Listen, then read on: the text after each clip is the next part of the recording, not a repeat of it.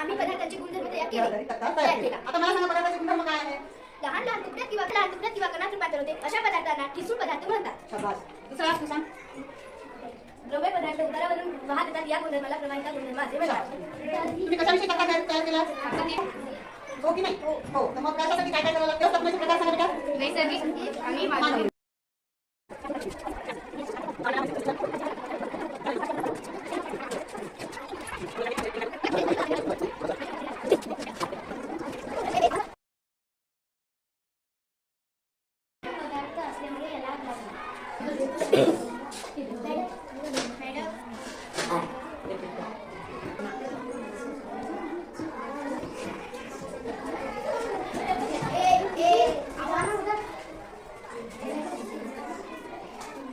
काय टाकलं यात बेटा आता?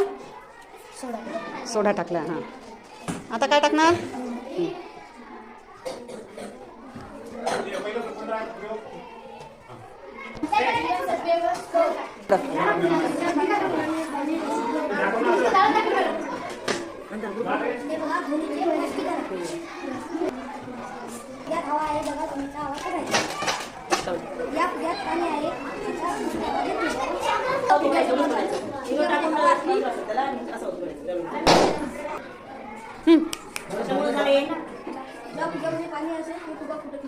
काय गोबर गॅस. गोबर गॅसचा उपयोग करून आपण काय करू शकतो? हां, काय ते बेटा?